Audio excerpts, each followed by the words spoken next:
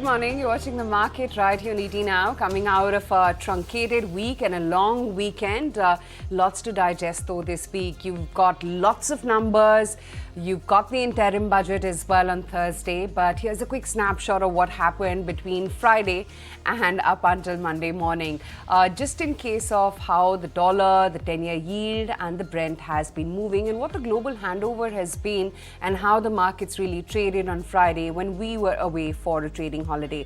For us as well, it was a little bit of a chop and churn that transpired all through last week.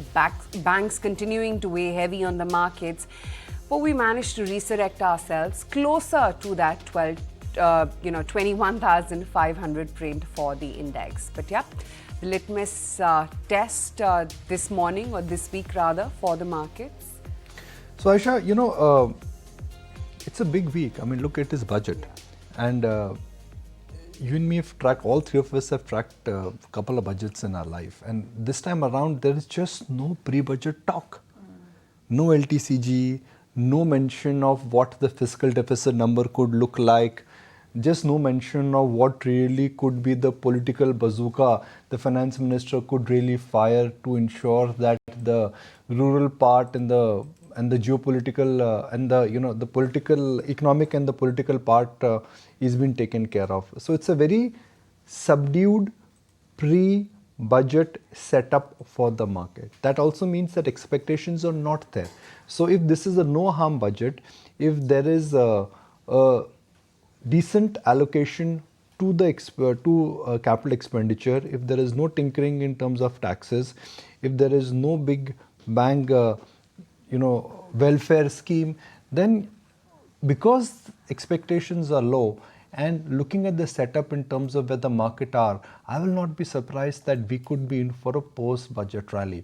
I mean, the budget is on 1st of Feb and we are on 29th of Feb and no 29th of Jan, and there is just no narrative. Nobody is mentioning the word budget. I think everyone's this time just talking about how it's a vote on account, which is why there's no big bang expectations. But yeah, being in the newsroom right here, I don't think we're feeling that pre-budget excitement at all, right? Okay, yes, it's a pre-budget. This is vote on account, but ahead of budget also, pre-budget also, there is a sense of budget talking point. Yeah. There is a sense of budget cover. There is a sense of what you should expect in terms of the vision statement, the Amrit Kal ka budget. There is just no budget, pre-budget talk. Since there is no buzz or no pre-budget talk, my limited point is that if this is no harm budget, if markets like everything, if the budget is again taking all the boxes, then we could be in for a post-budget rally. And we'll talk about technicals, but I think that's one thought which in a sense could really, I would like to just seed this thought for next couple of days in terms of a market mood point. Okay, yes indeed, there isn't too much further, and it's interesting as well just mapping out how in the last 5 budgets, that's the data on your screen, the markets have moved up in a run-up to the budget as well as on the next day and a week post. But that aside, let's also take stock of what happened while we were away. A truncated week, as we said. You had the global markets, which managed to gain traction. Albeit for the NASDAQ, it was a pretty quiet week. You had the dollar index as well, which was at about 103. Brent crude settling at about $82 a barrel. And overnight, you had the indices ending pretty mixed. This morning, waking up to cues where you've got pretty much the Asian markets looking mixed. So just going by what the overnight cues are, Nikunj, not too much to take away. I think you need to monitor crude now. It's certainly up by about 5% from the recent low. So if you take that crude aspect in, well, then that's the monitorable. Second is that foreign institutional investors who were supposed to be big buyers in January 2024, they've been net sellers.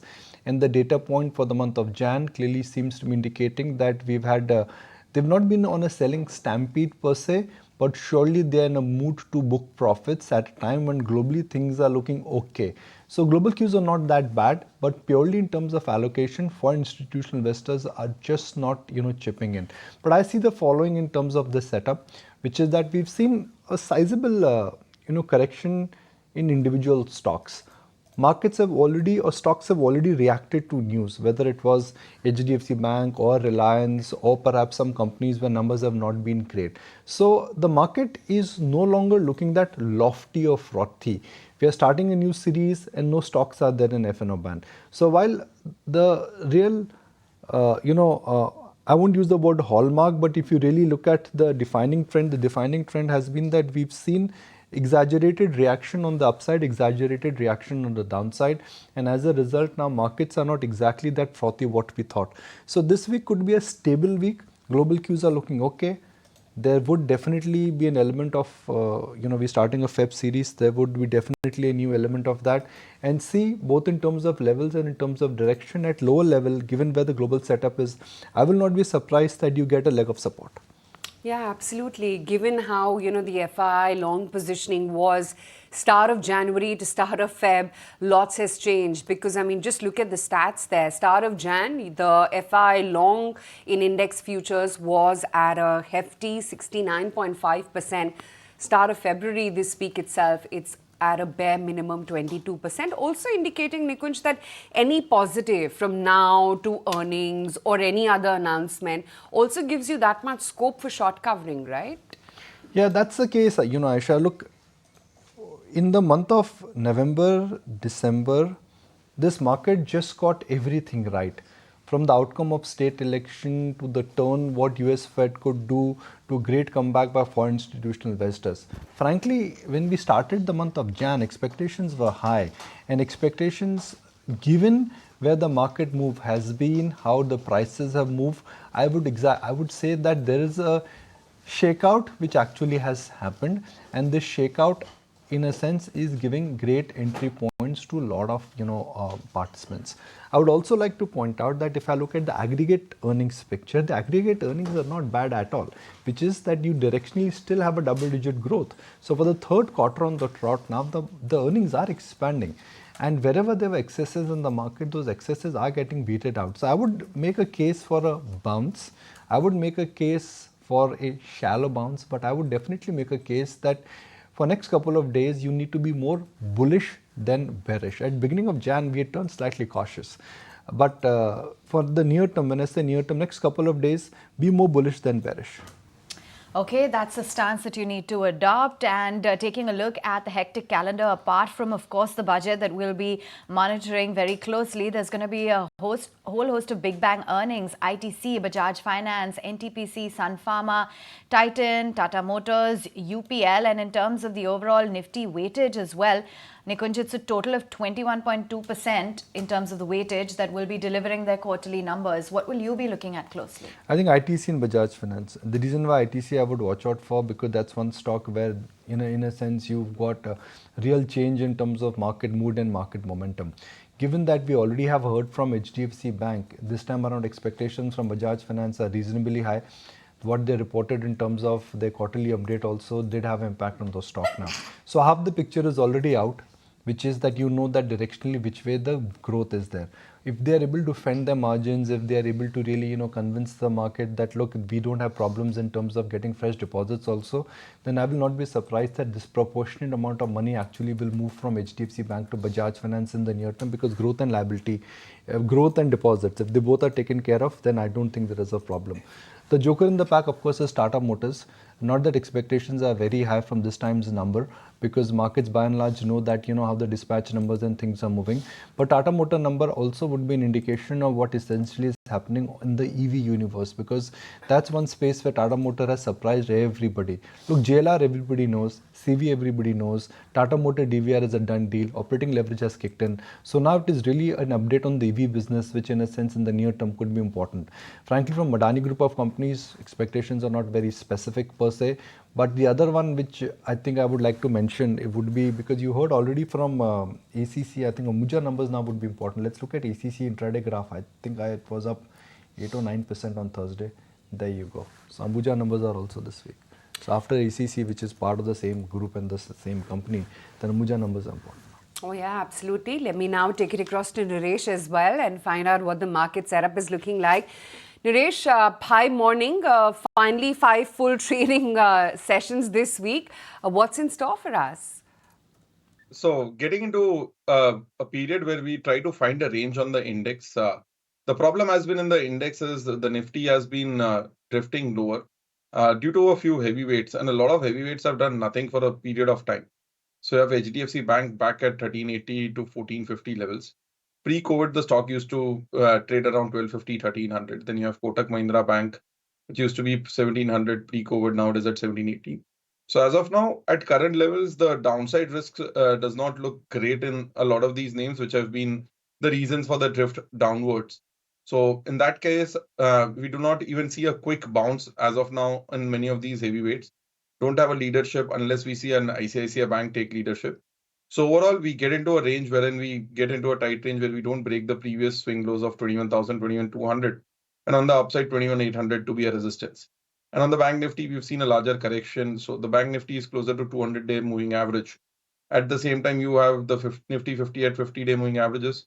But something like an auto index continues to be closer to all-time highs, or the CPAC index, etc.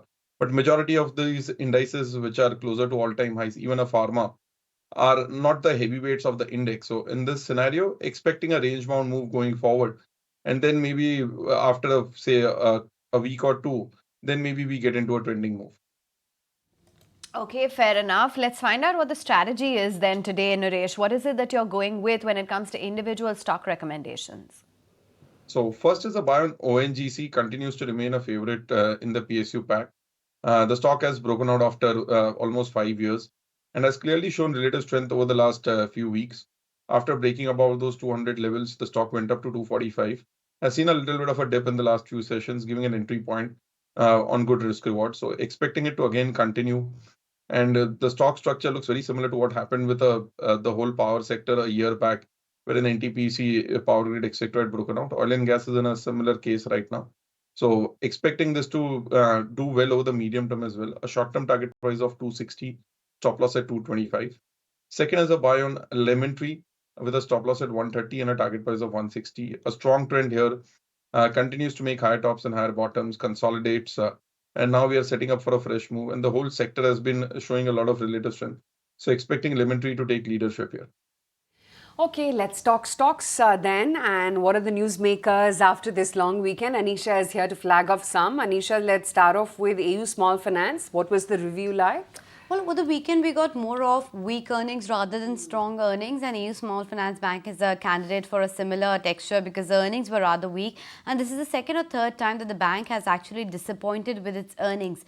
This time around, what really impacted the earnings was the high credit cost, which has been the case for a lot of its peers as well, but nonetheless, the credit cost increased to 1% versus 0.8% in the quarter gone by, and that meant that the return on asset ratio has dipped now. It's down 50 basis points year on year, and even on a quarter-on-quarter basis, the return on asset ratio is down about 20 basis points. Separately, there's a bit of a pressure on the entire asset quality as well. For the third quarter on the row, that we have seen that there has been a worsening of the asset quality, and it seems like it's a credit card book of the bank which is actually pressurizing their asset quality, and that is something which they have been growing aggressively. So the street is a bit worried that there might be more pain left as far as the asset quality cycle is concerned, and even in terms of credit cost, there is not a very clear picture as to when the normalization will happen, and that's the reason a couple of these brokerages have actually cut down their estimates as well for AU Small Finance Bank, and we have seen a couple of downgrades as well. But Nikunj, do you think this de-rating cycle of AU Small Finance Bank has truly and well begun now? Anisha, look, margins are something which I always feel are manageable because every bank has cost levers. But when it comes to deposits, that is something which everybody is fighting for. I think their cost in terms of the liability franchise, the growth is not bad at all. The valuations have always said that, look, AU has historically commanded some kind of a premium largely because of a 25% growth. So I don't think on the margin front also you can make a case that the stock is really expensive. It has corrected reasonably from the recent high. They've got multiple levers in terms of where things are moving for them, especially after that recent acquisition. So you have to look at AU slightly differently. It's a high growth but an expensive stock, but there were a lot of cost levers which are at play. They've had challenge with CASA in the past, but given that at a time when a bank like HDFC Bank actually has suffered, if they're getting CASA, that obviously means that they are able to build a franchise. Look, margins and spreads are always a function of a lot of operational efficiencies which banks can get. But CASA is something which really is a function of how are you able to do and build your brand value as a franchise. So I will not read too much into the numbers, but make a case that in the near term and in the medium term, I think the franchise value for AU is very strong. And if you really want to go outside the top 5-6 banks, I think for me, AU really would be there in terms of, pecking order. It's liabilities, Nisha. Why is, see, in India, growth is not a problem. You can lend as much as you want. But to lend, you need money, which is liability. And then you have to recover. So is AU adding liabilities? Yes. Is the recovery decent? The answer to that is yes. Growth is always a function of, when India is a capital-starved economy, how much money you want to give, you can shower money. Trust me. So it's not a problem at all.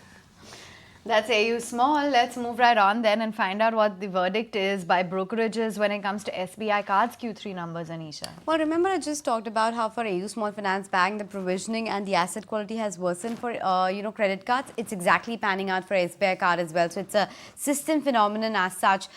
So for SBI Card as well, the credit cost has, jumped up materially. It's up 80 basis point and it's already on a very high base. So that's come in closer to 7.5% in terms of credit costs, and this is the third quarter that we have seen elevated credit costs from SBI Cards this time around. Even in terms of the asset quality, there is a bit of a niggling worry, and to add to that, the cost of borrowings is expected to go up further on account of the RBI's latest circular, etc. So they're expecting some near-term headwinds as far as analyst expectation goes. In fact, CLS has actually cut their estimates by 5 to 13%. They've cut down the target price all the way from 900 to 790 rupees, and they say that there is no reason for anyone to buy fresh into the stock. So the re-rating triggers are missing, and even if you go by the Bloomberg consensus at this point of time, it's very evenly split between the buys and sell. The stock has 10 number of buy calls from the analysts, and it's a ditto for sell as well, so 10 sells as well coming in. So the street is clearly divided, and overall there seems to be a lack of the re-rating triggers. But I guess, Nikunj, this is another case where, the consumption spends and discretionary spends are going up, but the asset quality is a bit of a worry now. They're not even getting phenomenal amount of market share. Yeah. So credit card as a category is somewhere you will actually have very high growth given how the nature of the economy is changing. Credit card is not UPI. Credit card is that you are buying right now and you're paying later on. In that, what really matters is that your ability to perhaps manage your asset quality. Now, for banks, asset quality has not turned, but for SBI cards, asset quality concerns actually have been there. And at a time when asset quality concerns, if they are not there for other banks, why is the SBI card suffering? B, the stock had always commanded premium valuation for premium growth. That premium valuation is unlikely to sustain because growth is no longer premium. So this entire stock underlying value, or perhaps the terminal value of the stock, I think in the near term will remain under pressure because of NPA concerns and because of growth, which in a sense is not exceptionally strong. Since SBI card does not have a parallel, you don't have too many comparables here because this is the only listed credit card company I think in India. But looking at what amazes me is that if I look at the retail growth for HDFC Bank, ICICI Bank, Kotak Bank, all of them are growing. If I look at the non-secured loan also, it's growing. But then why is credit card business of SBI not growing? And then why are they getting NPA concerns when banks are not getting NPA concerns? And when typically that happens, when you're going against the very basic assumption in the near term, the stock prices tend to suffer. That's SBI card for you. Yeah, absolutely.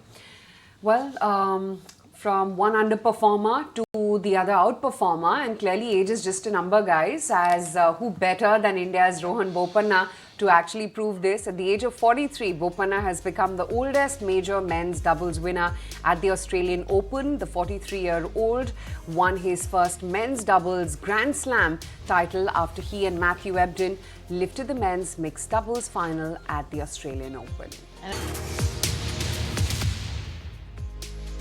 Back with the market right here on ET now, coming out of a long weekend. Let's just revisit what the GIFT Nifty and the Nifty implied open is settling in at. Some sort of resurrection, hopefully, after what turned out to be a choppy last few sessions. But another U-turn, and Bihar Chief Minister Nitish Kumar has snapped ties once again with the Grand Alliance to switch allegiance to the BJP. Now, Nitish took the oath as the Bihar Chief Minister for the record 9th time. This was his 5th switch in political loyalties since 2015. Will the market derive any cue from that? That's something which remains to be seen. Sanjiv Bhasin then joins in to talk about what he's making of the market. Sanjiv, hi, morning. And, just taking a cue from Nitish Kumar, seems like mandate 2024 is a clear victory for BJP already because it seems like a very fragmented opposition. Good morning, Awan. Good morning, Aisha and Awan. Yes, I think this weekend, what they call Palturam has really changed the equation. And that means the bullish tone in the market, which was lacking in the last week due to HDFC, should be resurrected. I think it's a perfect time for India now to outperform. Last 2 weeks, we've been a laggard, more to do with the correction, which was much needed. But if you saw corporate results, if you saw even HDFC, it's because of the over ownership. In the end, we have to realize that this is now the 5th largest bank. And I think mid caps are stealing the show. So thumbs up to this political development. It only gathers more momentum that there can be more stability on reforms, on continuity of government. And I think that should be a kicker both for the rupee and for the stock market. Okay, fair enough. And having said that, it's also a very big week. Not only do we have the budget, but a whole host of numbers that will be coming out. Do you think that this time around it's going to be ITC that will be very closely monitored? And Sanjeev, give us a sense as to what the expectation is from the conglomerate. Yeah, so good morning, Awan. I think ITC, GAIL, there are quite a few large cap stocks which are coming out with numbers. Now, ITC, remember, the results will be good, but large part of that is already built in. And we know that the ESG factor has played out. The stock from 250 rally to 500. They demerged the hotel business, which is just 10%.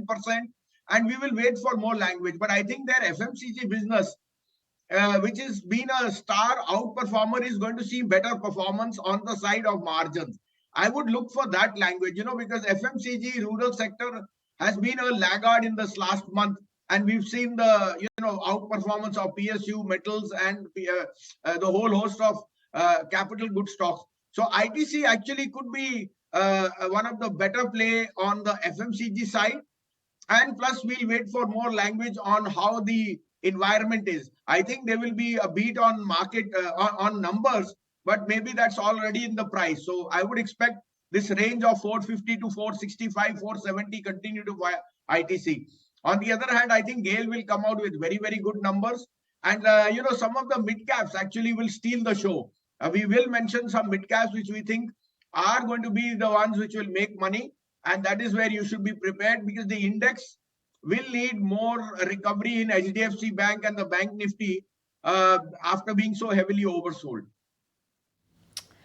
What's the expectation as we're now entering a new series and, we've gone through that slight underperformance when it comes to some of the marquee banking names? I know you touched upon HDFC Bank, but what's the outlook in terms of the pecking order in general for banks as we step into the new series, Sanjeev?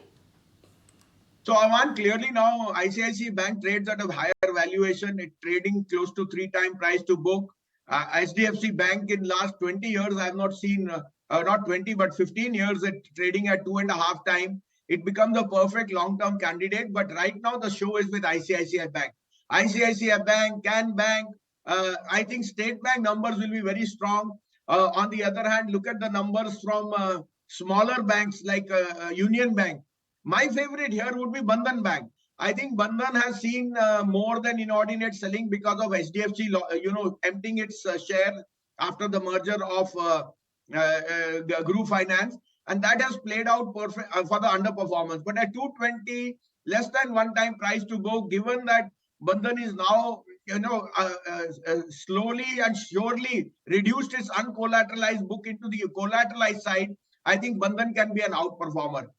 one more play which I would like to say is in the SME space. A lot of people miss the SME space. I had spoken about this stock called Electroforce when it got listed at 93, and I had given a target of 130, 150. Stock hit 142 and is available at 117. It will come out with very stellar numbers, Avan. It will come out with an FY25 profit of 35 crore. It has a market cap of 250. It is supplying electricals and switchgears to the most niche players like Schneider and Siemens.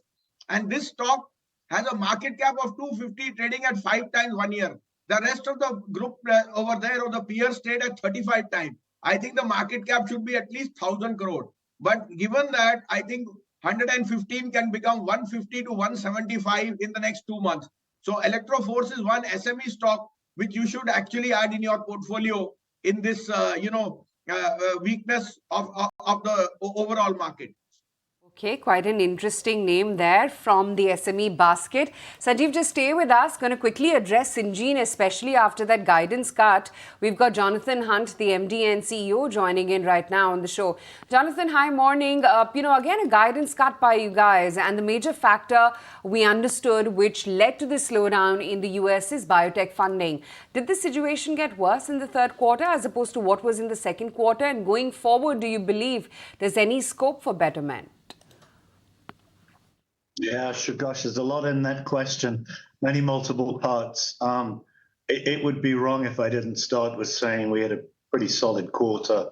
We delivered 9% growth, and it actually turned out pretty much as we expected. A little bit more softness in the quarter than I'd hoped for, which is why we've adjusted the full year guidance.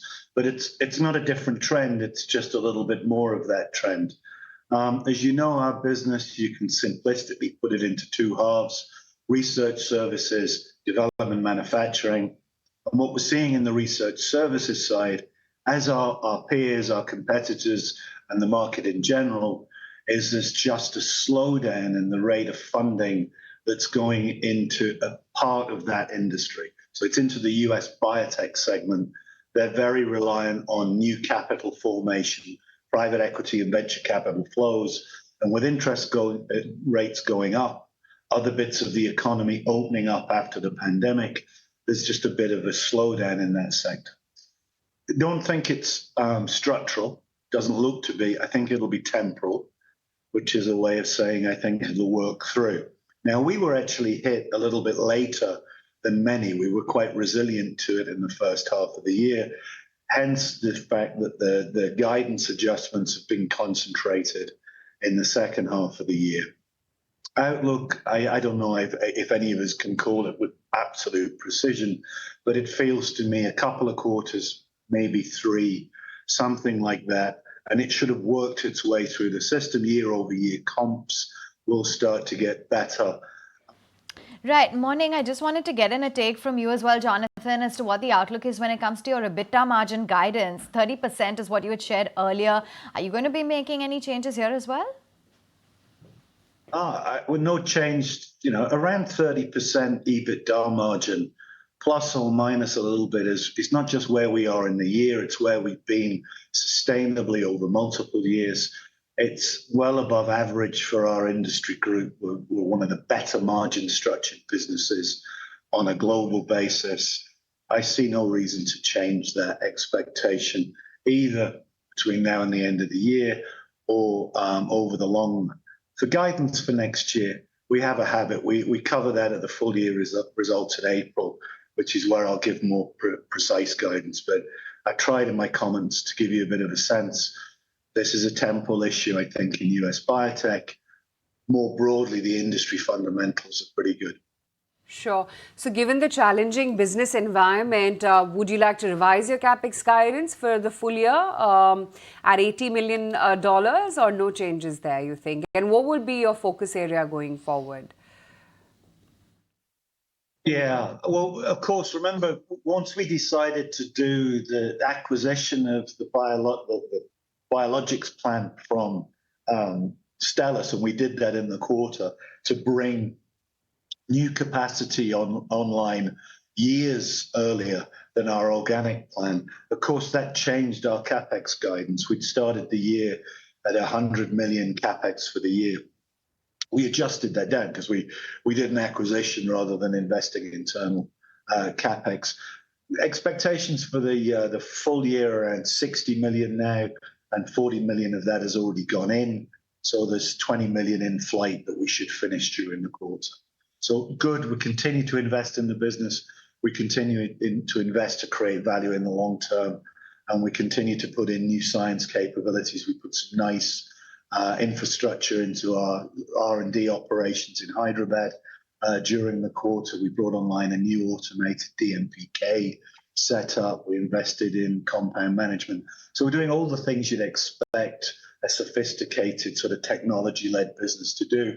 And I see no reason, just because there's a couple of bumpy quarters in the market, to change our long-term investment plans, because we think that'll create value in the medium term. All right, Jonathan, appreciate your time. Thank you for joining us. Markets, what do we have implied? GIFT Nifty is indicating that we are in for a 140-point gap up start. Bhasin Saab, good morning. Good morning, Nikunj. Good morning. What should we start with? Politics, winter in Delhi, or the gap up start in Nifty? Let's start politics, sir. Now markets are getting more and more convinced that 2000 May elections is more like a formality. Well, there is many a slip between the club and the lip, but now the odds are getting more and more stronger after those 3 straight elections. Now Bihar turning Paltu is a big event, and I think there is no alternative. So if we get continuation of the government and the policies, more than that, I think then definitely, when in my lifetime have I seen PSUs perform the way they have? And it's evident that results will speak for themselves. We have been one of the better performing markets, notwithstanding this last 2-week correction. And I think we regain our mojo. And now the uncertainty gets reduced, and the budget is a formality. The Fed is more on hold. The inflation numbers there are moderating. And I think it could be born homey at least for the next few months till we get the election verdict, which will maybe add volatility 1 week before and 1 week after. Weather in Delhi has become much more softer. It is 12 degrees now from 3.5, 4 degrees or maybe 10. And that is adding more, warmth. On the third front, you said the stock market at 140 plus.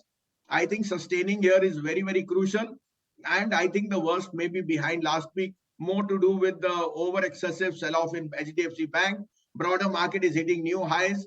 So we are tracking the stocks which are hitting new highs rather the ones which are lagging the market. Okay, fair enough. What's the outlook then when it comes to, the likes of an SBI Card and AU Small? We were just going through the earnings roundup, and it seems like some of the inherent issues are prevalent across both of these companies when it comes to the earnings fine print. For instance, even SBI Cards has been downgraded by some of the brokerages.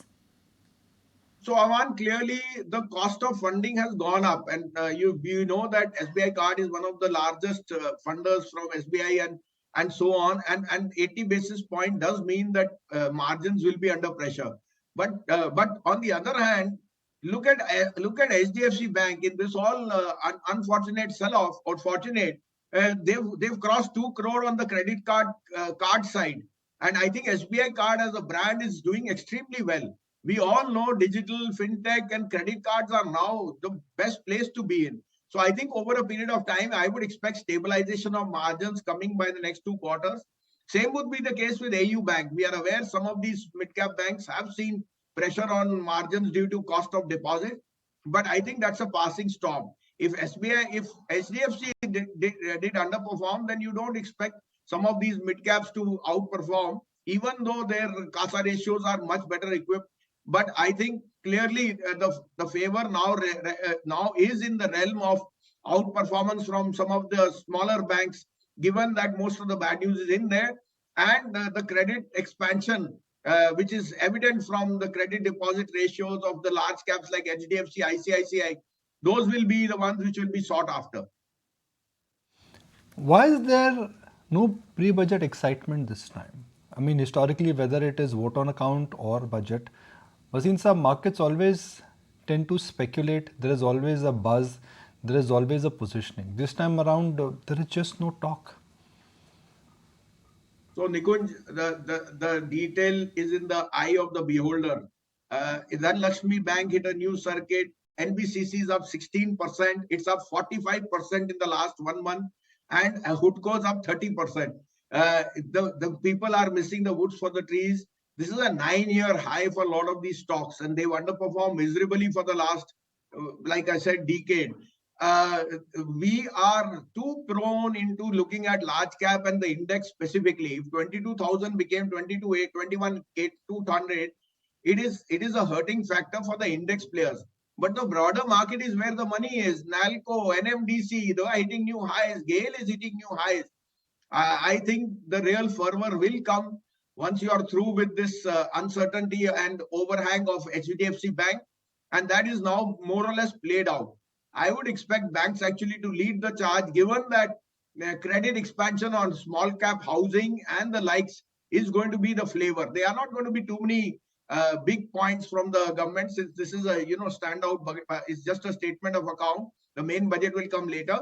But 3 things stand out: the political stability over the weekend, the overdone part on the bank nifty because of HDFC, and 3, the clear outperformance of mid caps. So put your money in some of the mid cap. We suggested Electro Force. We think this stock can give you a 50% return easily in the next 3 months. All right, Sanjiv, good to have you on board. Thanks so much for joining in and sharing with us your thoughts on the markets. Sandeep Sabharwal joining in. Sandeep, I bet your eyes were glued to all of the action happening on the tennis courts over the weekend. It was pretty amazing, wasn't it? Very exciting matches, especially. Sandeep, you have a scope also. Sandeep, you also have a scope, even if you start now. At 46, he's won a Grand Slam. 43, yeah. At 43, yeah. So you also have a scope now. But I don't play tennis. Start start with squash, no. Start with squash. Have to discover some new sport where only plus 45 play. Then I can do it. Golf maybe, but yeah, indeed it was some stellar action. And then you've got the budget this week, and we were just discussing earlier this morning, Sandeep, that there's not that pre-budget fervor really, not talking about any big bang announcements or anything that would come out of the budget this time around, or no major expectations, right? There are no major expectation, and that's right also, because it's the interim budget. The government is not supposed to announce any major policy measures, because they are not going to be the same government. Like the same government with the same faces might come back, but then this government is only till April, May, and then a new government has to take over, so they can't give a budget for the full year. So I think I don't think there'll be too many announcements at all in this budget. But Sandeep, directionally this budget is important because it is the Amrit Kal ka budget. It is a budget where directionally you would know that which way they want to move in terms of their planned capital expenditure. What are their thoughts in terms of how economy is moving? So in terms of intentions and in terms of in scorecard, you pretty much will get that what the thought process is, Sandeep. The thought process is well known, like it's social welfare, so more dole-outs to farmers and for other measures, and reiterating the free food grain, etc., and focus on infrastructure. So I think these are the 2 areas. The government has not focused on consumption, and taxes obviously are very high in India. So they cannot change the tax structure, I would think, in the interim budget. So that we have to wait for later, because consumption needs a boost, and for that the only way is to reduce taxes. Now let's go back to the bank nifty. Let's spend a minute here. Technically the bank nifty last week got jammed courtesy HDFC Bank. Now that collateral damage has already happened. Then you got a fillip which came, or a support which came from ICICI Bank and Kotak Bank, which in a sense endorsed that the problem is only specific to HDFC Bank. Even a franchise like AU, they may have missed on margins, but their liability franchise is growing in a decent manner. So Sandeep, is the worst really behind the bank nifty? Because that big collateral damage which had to happen because of HDFC Bank's weightage, that already has happened. HDFC Bank is unlikely to fall in the same quantum, which means that that big event jhatka or risk which had to happen, that is already over for the bank nifty, which means time to go back to the bank nifty. Nikunj, I would think that it will take some more time because it all depends on your expectations. So I think the expectations still are too high in terms of credit growth, etc. Now, having gone through the commentary of various banks and the tight liquidity which RBI is keeping, my guess is that credit growth could slow down sharply over the next 1 or 2 quarters as banks fight for deposits and credit deposit ratio is sought to be maintained. So, whether the worst is over or not also depends on the perspective on whether the overall corrective move in the market is over or not. I would still think that the next few weeks, the markets could be volatile. The geopolitical situation is something which we are not talking of now. That's also getting more volatile. You see Brent, it's reaching almost $85. So I think there are events which are happening which also have an impact on the markets. So we can't look at the Indian market standalone. So I would think that both the Nifty and Bank Nifty should give up some more gains over the next few weeks. Like today could be a bounce back day, that's fine. But ultimately, this corrective move has to play out completely, which could happen by Feb end or early March. Uh, let's specifically talk about the rank mid-cap stocks. Yes Bank, Suzlon, JP, Vodafone. Last couple of days, frankly, have been difficult for the market. But despite that, these rank mid-cap stocks, which are dominated by HNI investors and by HNI traders, or retail folks also, they've held out. I mean, in a panic, they are the first ones to correct, but they've not corrected this time, Nooresh. So if you look at it, some of them have actually done well. So Suzlon has done really well. If you look at Yes Bank, yes, in the near term, it has done well from the lows of 16, say 3-4 months back, the stock is at 25. But then if we go back a little, say behind, look at charts, say a year back, the stock had come to 24, 25 also.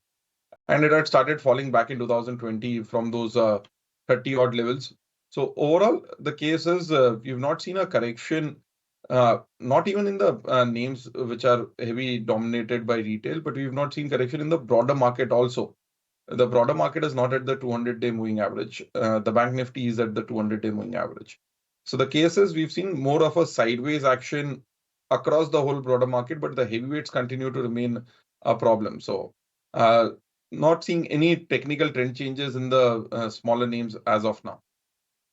Yeah, that is clearly the trend. But just going by what we witnessed on Thursday's trading day, when it comes to the heavyweights, actually, something like a Tech Mahindra, for instance, took a knock of about 6%. You also had HCL Technologies that was under a bit of pressure. TCS, another IT heavyweight that was in the limelight on the downside. What about the chart readings for these names? Do you think it's a lucrative time, Nooresh, to pick in? So Tech Mahindra would be interesting out of all the names because if you look at it, it tried to give a breakout move about those 1300 mark, which was the high for the last 4 months. We saw it sustain and post the numbers, the stock has corrected. So closer to 1250, 1300 is a zone where I would expect it to be a good entry point, wherein one could expect a slow and steady recovery.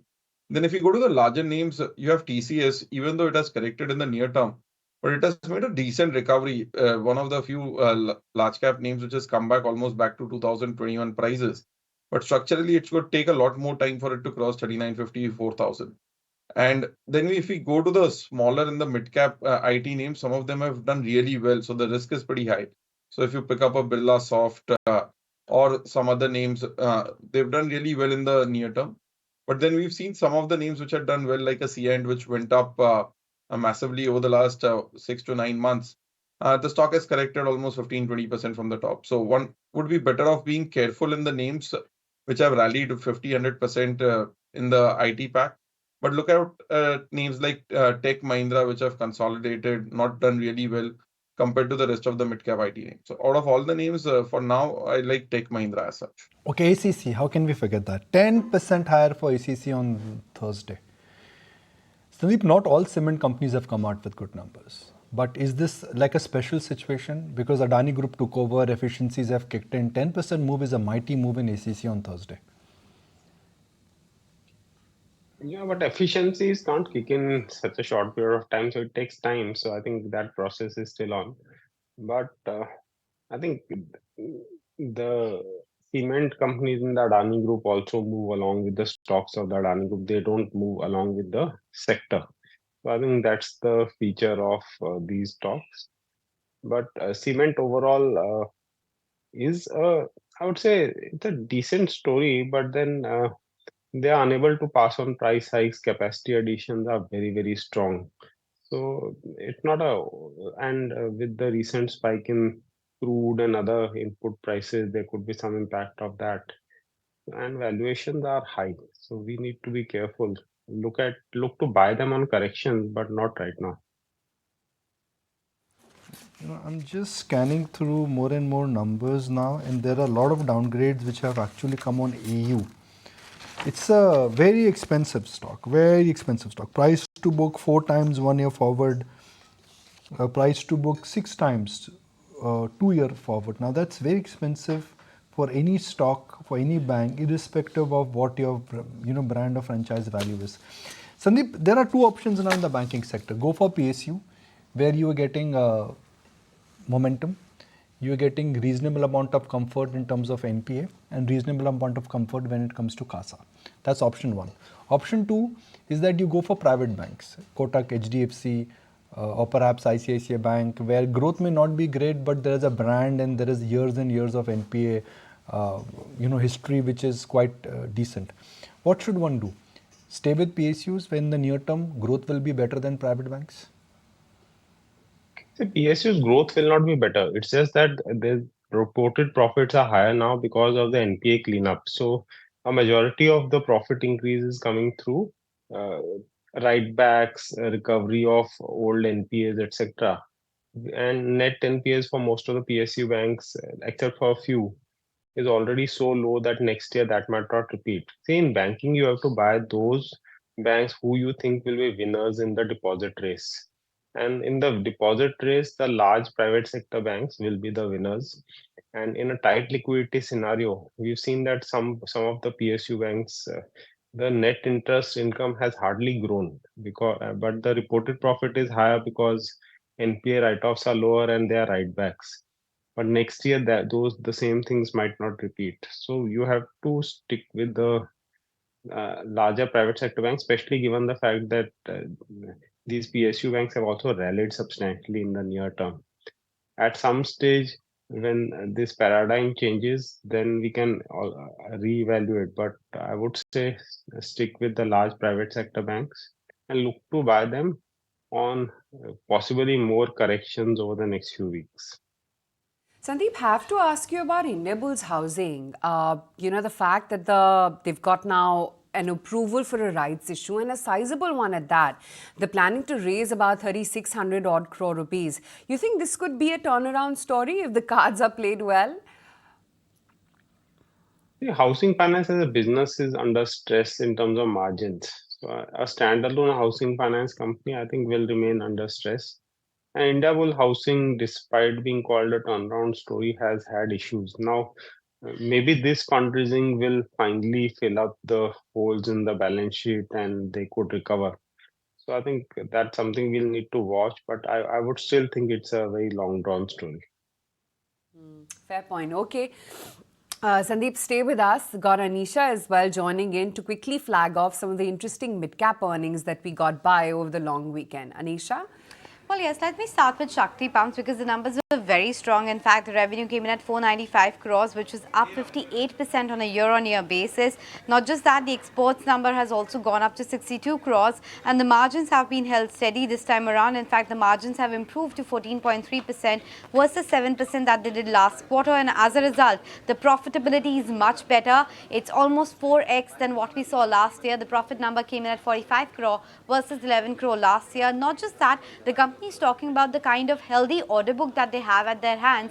In fact, in the month of December itself, they bagged the order of over 6,050 pumps for a value of around 258 crores. And over the course of next 21 months, the company has an order book of over 2,250 crores.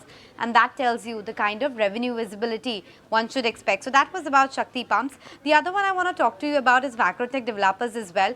Again, it was a very strong set of numbers. The revenue was up 65% year on year. Dalmia, the margins improved to 30%, and look at the profitability, it was up 25%, so that the number comes in closer to almost 505 crores.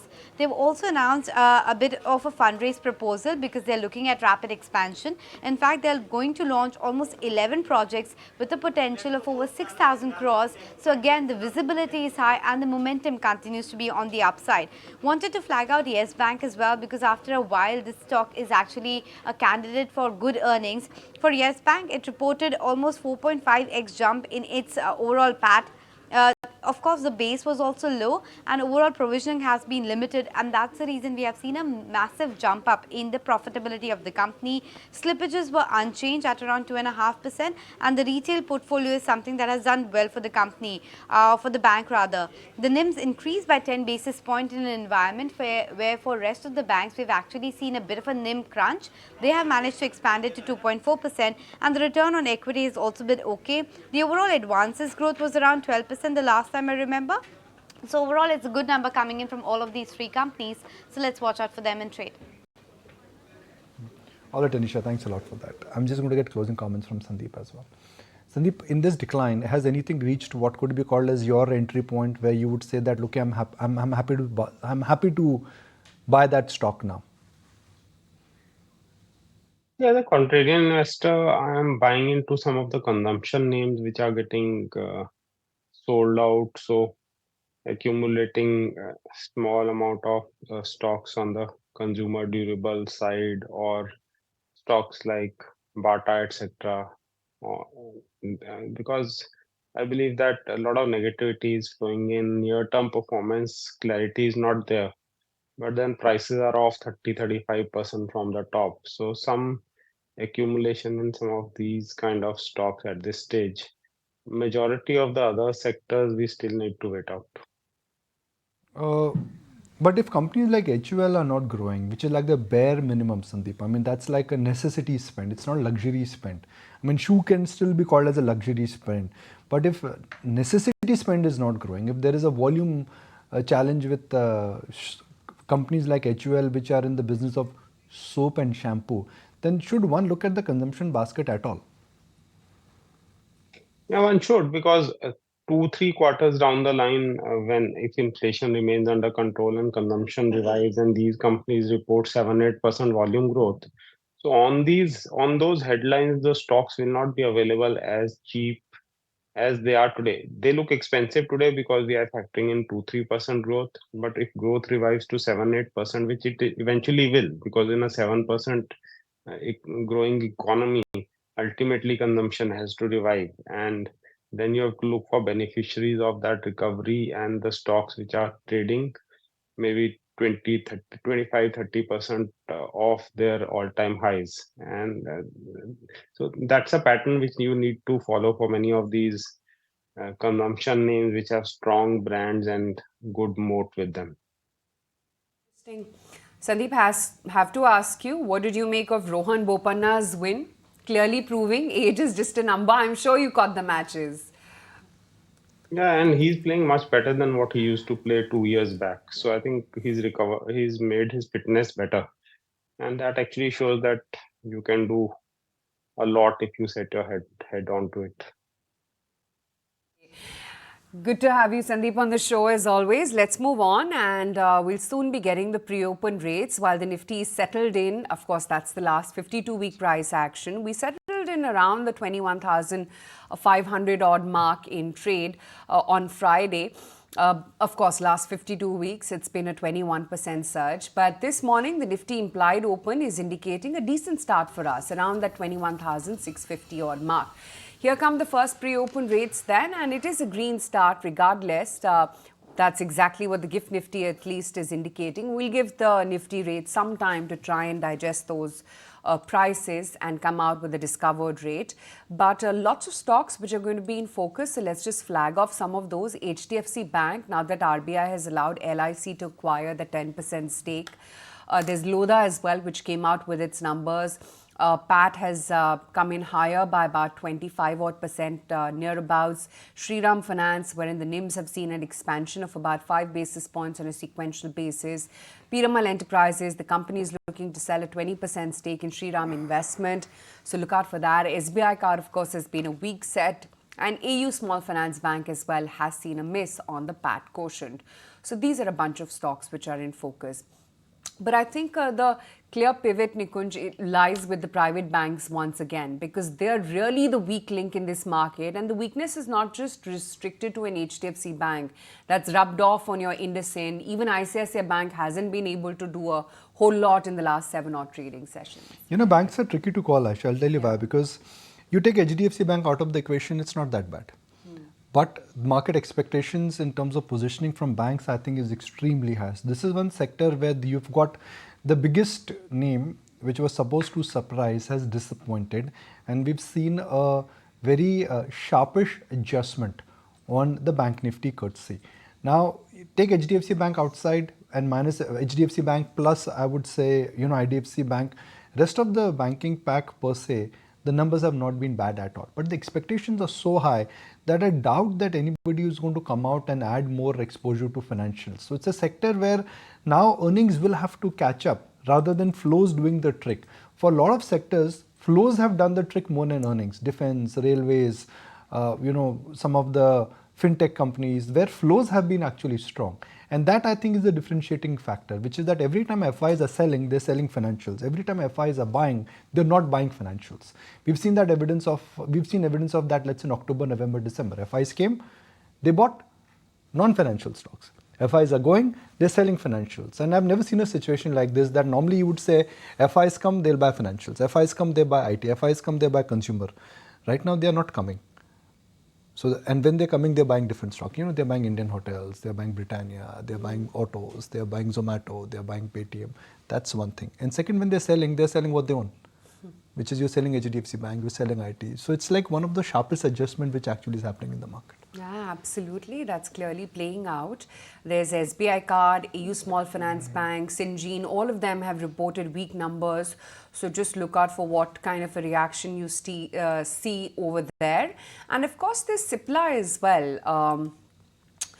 Considering the margins are estimated at about 24%, and of course there is news of Samina Hamid as well, resigning part of a larger promoter strategy is what the company entails that at.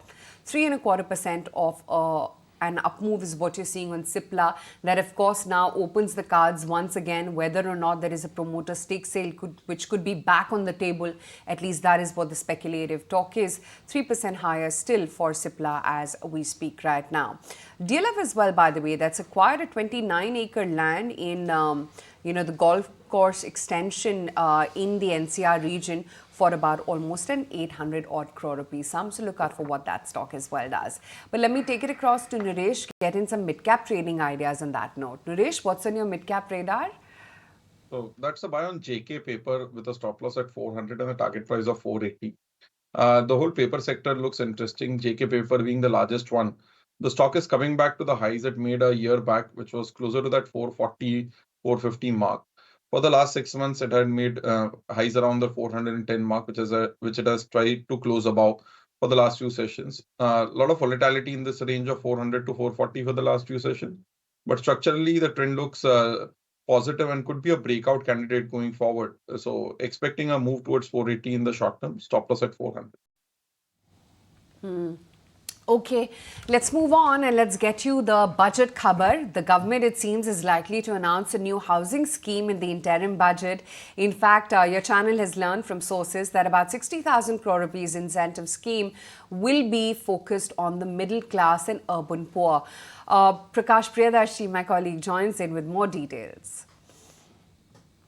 Yes, what we are learning from our sources is that the government is likely to announce a new home loan scheme in the interim budget. This scheme is going to be focused on urban poor and middle class, where the overall size of the scheme could be around rupees 60,000 crore. And the government will provide benefit of interest subvention to the home buyers that could be in a range of 3 to 6%. Along with that, sources are also informing that the home buyers can avail benefit of interest subvention on home loan up to rupees 50 lakh.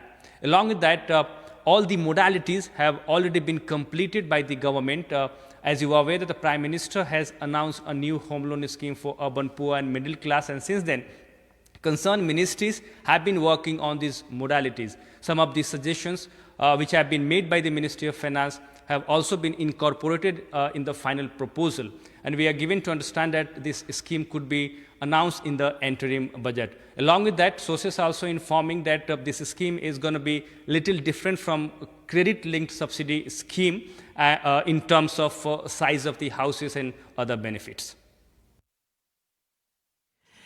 Okay, Prakash, we leave it at that. That's all the budget buzz. But let's tell you what else is happening outside the world of India equity markets. And Hong Kong court has ordered cash-strapped Evergrande to liquidate the property developer. News comes against the backdrop of the ongoing debt crisis in the country. Trading of Evergrande shares has also been halted after the stock plunged 20% in reaction to this particular news. Also, amid Israel-Hamas war, 3 U.S. troops were killed in a drone attack on U.S. base near Jordan's border with Syria. U.S. President Joe Biden vowed to respond to the deadly strike, blaming Iran-backed militants to the drone attack in the Middle East. And a liquor store has opened in Saudi Arabia for the first time in over 70 years. While restricted to non-Muslim diplomats, this comes as Crown Prince Mohammed bin Salman aims to make the kingdom a tourism and business destination as part of the ambitious plans to slowly wean its economy away from crude oil. And the biting cold and dense fog continues to wreak havoc across North India, disrupting transportation services and leaving commuters grappling with harsh weather conditions. In fact, the IMD has warned of a very dense fog and severe cold day conditions to continue over Uttar Pradesh, Rajasthan, Bihar during the next 2 days, and it's going to improve gradually thereafter. And after a prolonged dry spell, Kashmir Valley is now adorned in a pristine white blanket as delicate snowflakes cascade from the heavens. Much to the delight of tourists and locals, fresh snowfall has been reported in Gulmarg, Tanmarg and Sonmarg and upper reaches of Kashmir, breaking the dry spell in Jammu and Kashmir. The snowfall is expected to continue over the coming few days, accompanied by isolated scattered light rain showers.